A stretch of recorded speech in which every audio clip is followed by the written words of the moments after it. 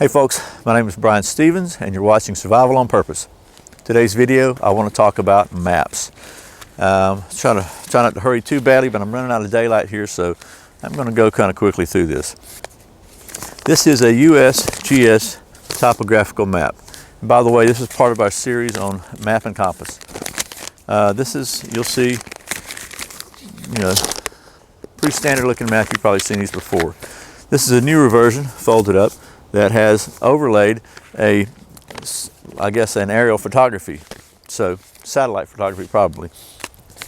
Let me show you real quick how big these are. The sun is about to go down on me.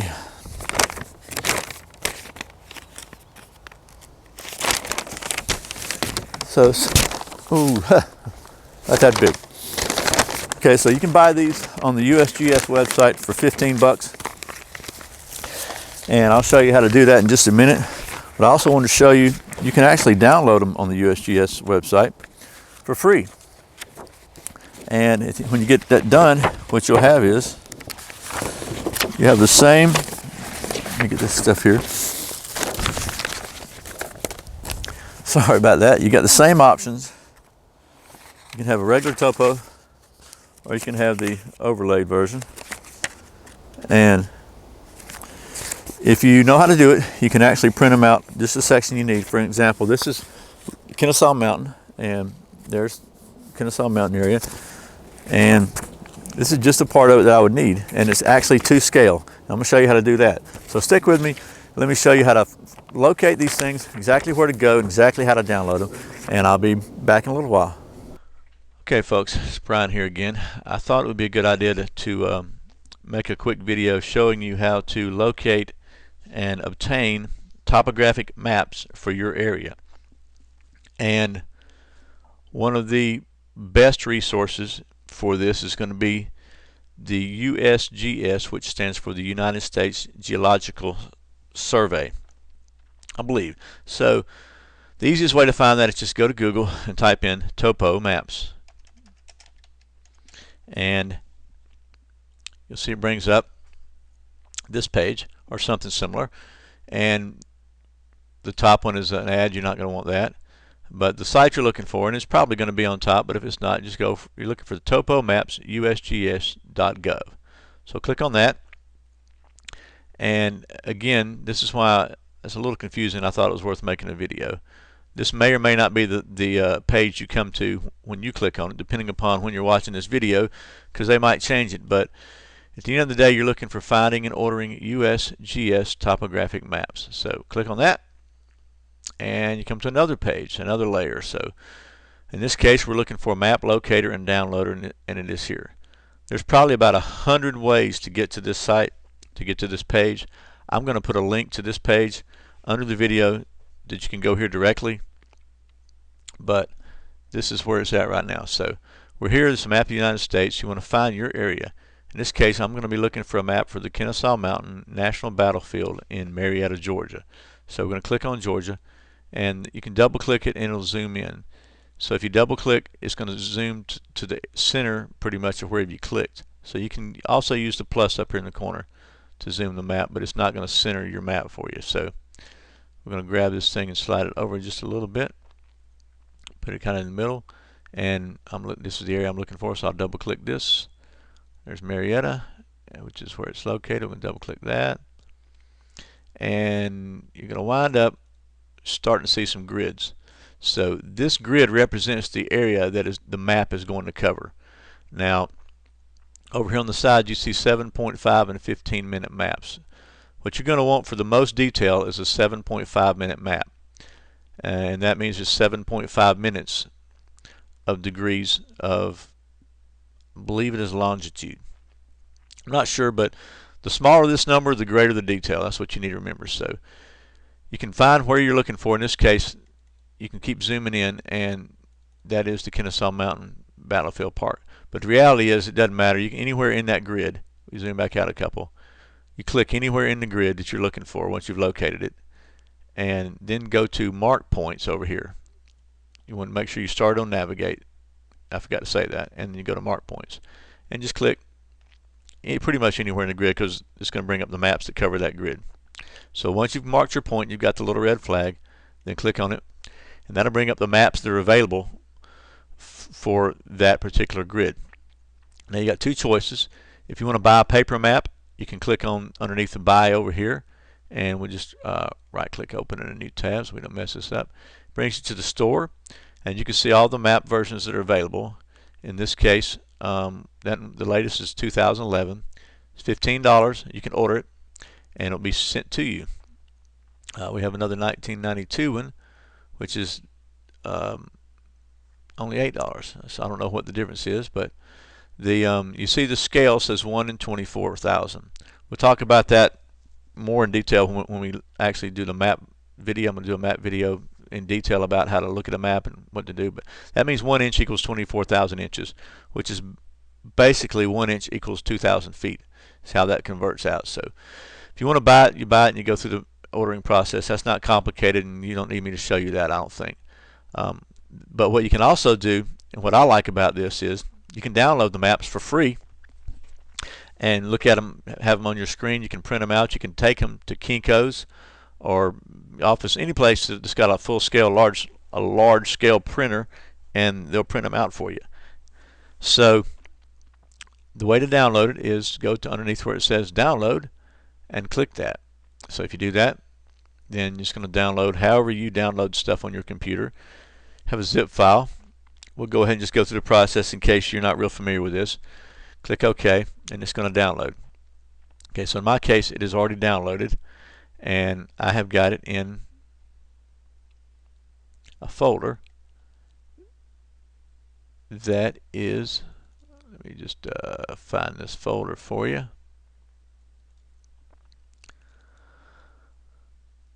Okay, so in my case, I already have it downloaded, and it's in a folder called Maps. So the one that downloaded is, I've had several, it's the 5246817. It says zip. So what you can do if you have a Windows, you can right click on the zip and put extract all, and that's going to be Windows has got a built-in extraction. You can also download a free program called 7-zip, which I like a lot. If you don't know how to do that, then you probably don't want to use 7-zip, but if you do, 7-zip is really good. It just gives you a lot more options. But we'll just go to extract all. It's going to tell you where it's going to be. It's going to go to maps, and it's going to extract, and I've already done that. So once that happens, you're going to wind up with this file here in this particular case. So if you double click on that, and I've actually got it, we'll just open it. It opens up, and we'll go back down to fit to the page. So that's what happens with your map. You're going to have this little, depending upon what Adobe you have, you probably have this little legend over here. What you can do is up here at the top you have a scale, and again depends on your version of Adobe, but you should have some kind of scale. If you go to 100%, then that's going to show you the map actual size, and it's a little easier to read. You have to scroll around a little bit, but you can see what you're looking for. So in this case, we're looking for Kennesaw Mountain, and there it is, Kennesaw Mountain. So I want to show you briefly. This is a good opportunity to talk about map scales and stuff just for a minute, but first let me show you how to print it, and we'll catch up on that before we leave. So if you want to print the entire map on a full-size piece of paper, then if you got a big plotter printer, or you can just go ahead and put this file that you've downloaded, this file here, put it on a zip drive, a little stick or something, or CD, and take it to your local printer, and they'll be able to print it for you on a full-size sheet. If they print it at 100%, then it'll be to scale, and that means that you'll be able to use the scale measurements on it to verify distances and be accurate. So we've got this at 100% now, so if we printed it on our printer, if we only print the section that's shown on the screen, it will be to scale, and I'll show you what I mean. So I want to print out this part that's got the mountain on it, so I'm going to put my screen, put that in the viewer. So this is what I want to print, and this is the part that you actually see in the Adobe window. Go to my file, go to print, and you want to go to your properties. Make sure it's set to whatever orientation you want. This has got portrait and letter size paper. Okay, and then you're going to go down to your comments and forms, and you want it to say document, just document. Under your page scaling, this is real important. You want it to say none. If you want this to print out at the proper scale, you want it to say none. Okay, so make sure you do that. It says none. Auto rotate and center. I'm sorry, first next to go to current view, because you print all, you don't want that. You want current view, which is what you're looking at here. So then you see this. It says auto rotate and center. So if you do that, it's going to mess you up. So in this case, it's actually, no matter, even though we picked portrait here, it's going to go in landscape. Now I want to show you, let me cancel this out for a minute. I want to show you, this is what a typical topographic map looks like. It's just got contour lines and features on it. And the new one, okay, so I click this, go to the side, click this ortho image, you can see that it actually overlays a aerial photograph on it. You may or may not like that. I personally think it's a little busy. I think it's good to have a reference, but it really makes it hard to see stuff on here, especially the contour lines when they're printed out. So you can print it with or without that. If you don't like it, click off, and then you wind up with a traditional topographic map. And so once again, you go back to your print, got everything set, click this on current view, everything else is the same. That's what it's going to print. So send that to your printer. And when you get done, you'll have this. I'm going to go ahead for kicks and print the other one out too, so you can compare the two. It's not that I don't like the one with the photograph on it, it's just that I think it's a lot harder for me to use in the field. But in this case, I've got the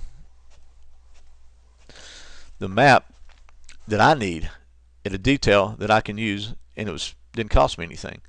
The other thing you're going to want to do is scroll down to the bottom of the map